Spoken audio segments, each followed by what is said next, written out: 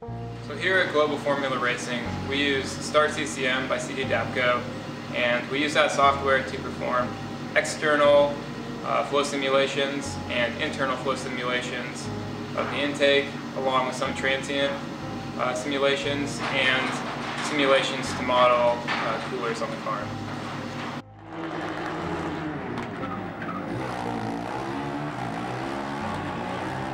So there are a few different external airflow simulation software out there. We chose STAR-CCM because it is available to all Formula student teams, and the more and more we use it, the more and more we find out how much great support there is and how many different things we can actually do with it. So whether it be just external airflow or transient intake simulations, it really has all the necessary tools for us here at GFR.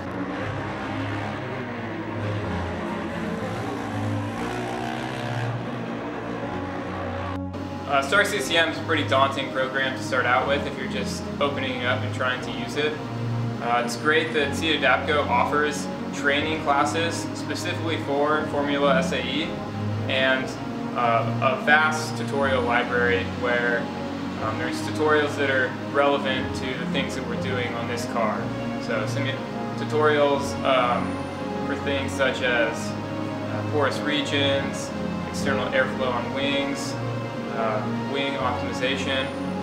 There's really a lot of information available at STAR-CCM, and we use that to make sure that our models are valid, or if we don't know a setting, there's a lot of information available to us, so we can double check that, see what CFD recommends, and then go from there for the rest of the simulation.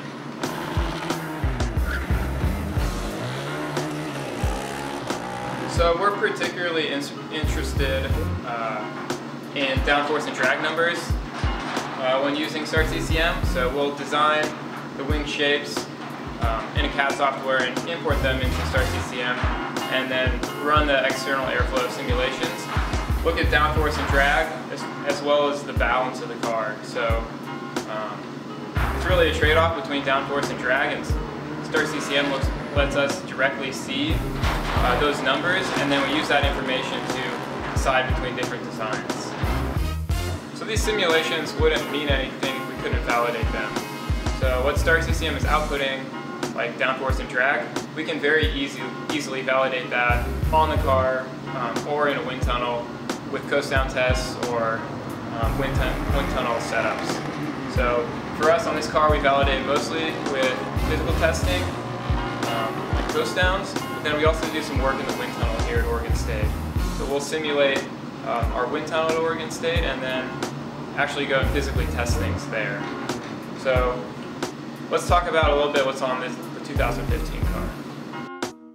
So some new rule changes for 2015.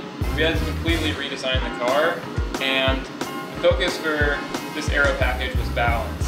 So the entire aerodynamics start here at the front of the car and work their way to the back.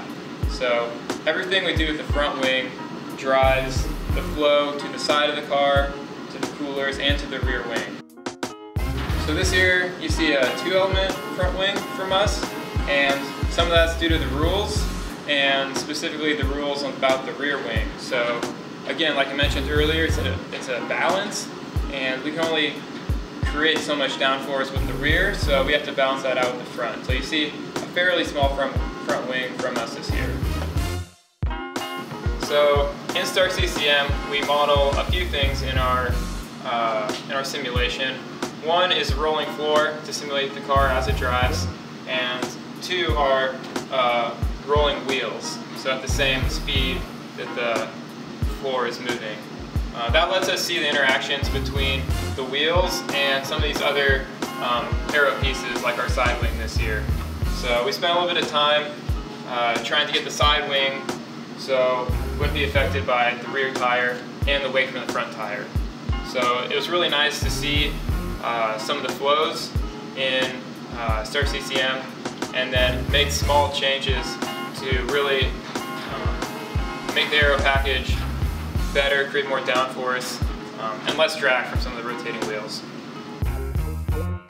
So it's very easy to import parts into STAR-CCM, and that means it allows us to quickly make a lot of design iterations. So when we were designing the new chassis for this year, we ran every chassis concept through STAR-CCM to see the effect on downforce and drag.